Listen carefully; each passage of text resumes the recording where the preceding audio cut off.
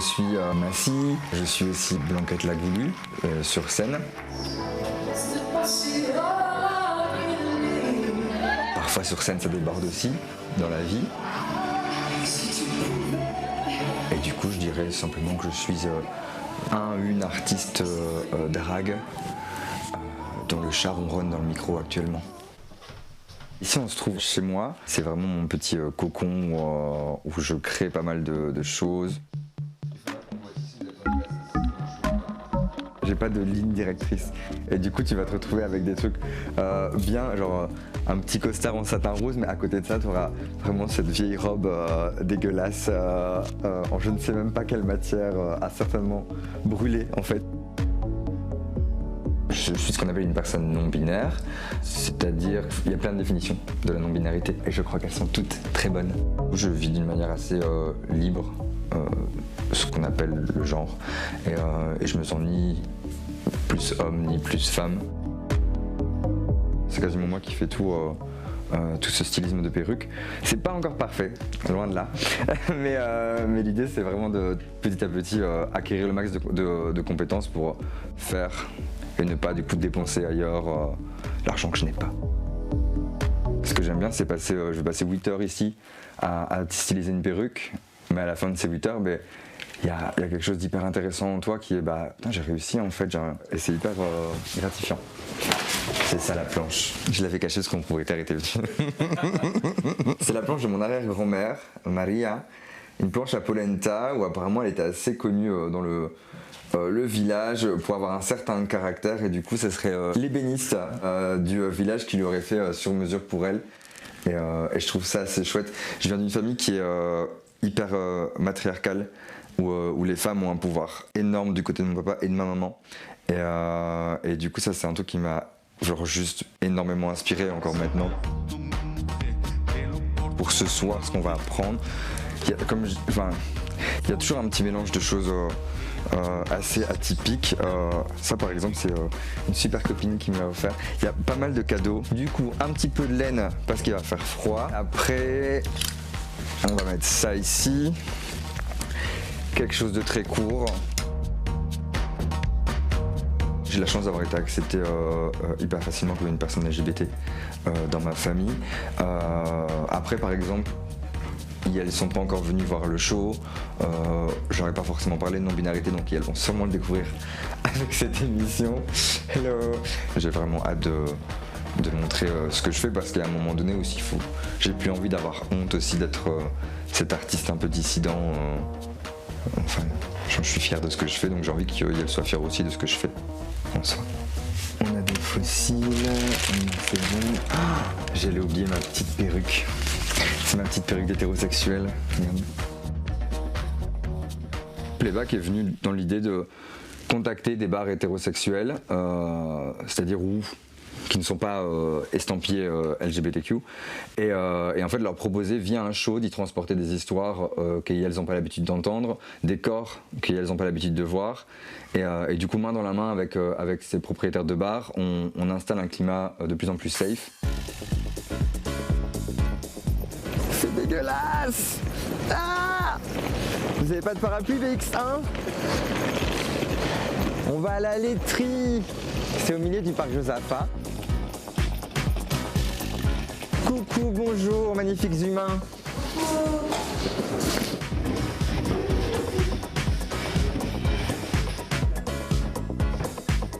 Dans les deux les cas, on va devoir jouer comme ça.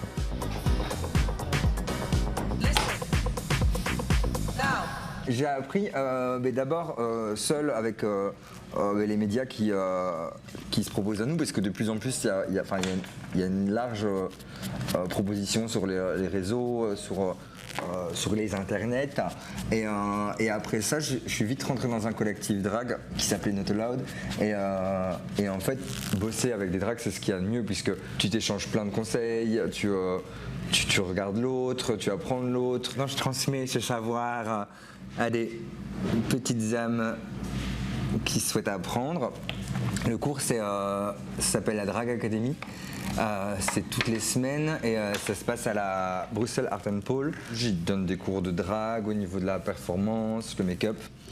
et la création de personnages. T'éclaires ton intérieur d'œil. Ça ouvre l'œil. Le samedi soir, on va à la fête foraine. Où ça? Le samedi soir, on va à la fête foraine. Quand ça? Le samedi soir, on va à la fête foraine.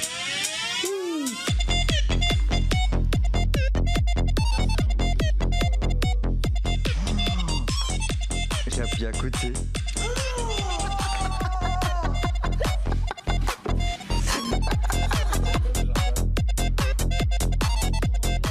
Judas La Vidange, c'est un drag king hyper connu de Paname, mais qui est pas que connu, qui est talentueux. C'est pas vrai. Ça a été le premier drag king dans Drag Race et dans Drag Race France du coup. 30 ans, 25 ans. 30 ans, 25 ans. Le samedi soir, on va à la fête foraine. Le samedi soir, on va à la fête foraine. Là, on est quasiment dans le moment final où on gère tout ce qui est dernier petit point technique. Et là, on colle ses faux poils sur la tête pour avoir des cils. On assemble un cils et on est prêt et prête. Is everyone ready? Je sais pas pourquoi ça démarre pas. Allez.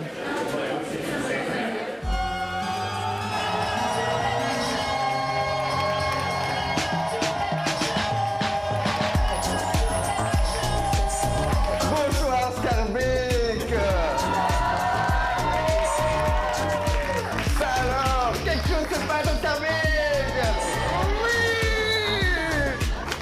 Est-ce qu'on peut m'apporter un petit verre d'eau et vérifier que personne ne met rien dedans, s'il vous plaît? Merci. Je te fais confiance parce qu'on n'est pas au cimetière d'Ixelles.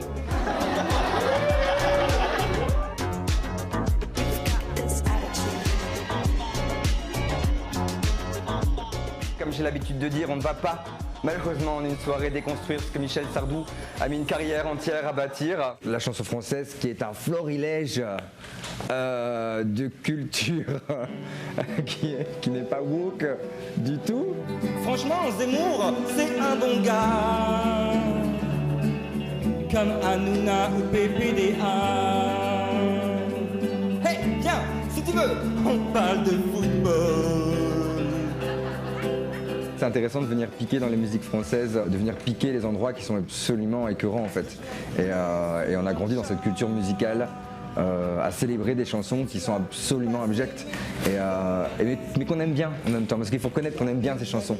Et du coup moi j'aime bien ces chansons, mais du coup je viens m'en moquer pour venir souligner des petits endroits.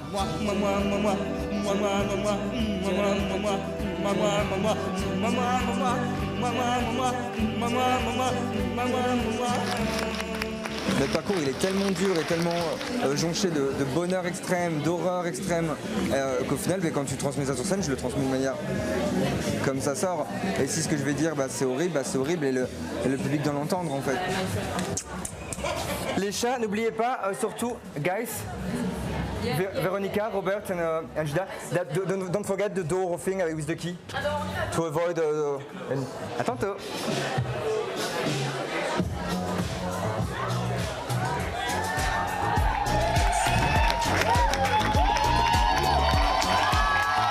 Être PD, c'est savoir coudre sans avoir appris. C'est savoir utiliser un fer à lisser de manière instinctive. C'est faire confiance à son mec alors qu'il est en partouze. Être PD, c'est savoir que le VIH ne tue plus. Être PD, c'est...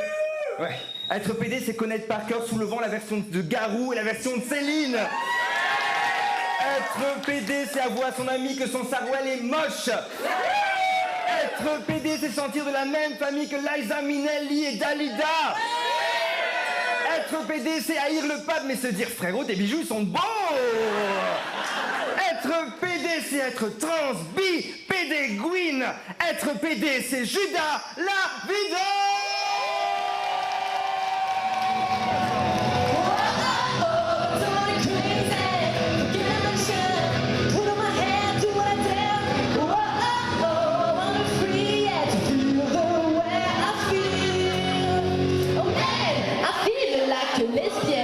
L'idée ce sera pour créer nos insultes du coup au PD parce que ça c'est pas anodin et je pense qu'il faut récupérer nos insultes, c'est hyper intéressant. Nous on peut en rigoler en fait parce que c'est notre quotidien, c'est un peu l'inverse de Jean-Marie Vigard. Ce qui me rend fier, c'est de voir que le show il est écouté, que ça a un écho dans toutes les personnes qui viennent, qu'ils soient hétéros, gays, bi, peu importe, et qu'il y a vraiment cet écho qui augmente de plus en plus. Et ces gens écoutent, ces gens nous respectent. Et là, notamment quand je vois les artistes qui se passent ce soir et quand je vois le public qui est soit par exemple hyper attentif et qui est pas juste dans le gueuler ou le public qui réagit au bon moment, qui sait, qui entend et qui donne de l'amour, là c'est l'endroit où je me sens hyper fier parce que je sens le respect dans la salle.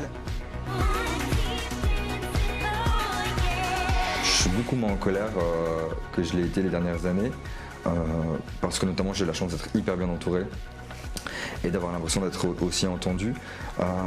Il y a quelque chose où mon drag reste et restera, j'espère, militant, puisque j'y parle honnêtement, souvent de mon quotidien. Il y a un moment donné où j'étais colère à la ville et à la scène, et ça devenait vraiment très compliqué à gérer. Et là, j'ai permis à Blanquette d'être la personne la plus colère possible sur scène, et c'est ce qui permet à Massy d'être beaucoup plus apaisée dans la ville.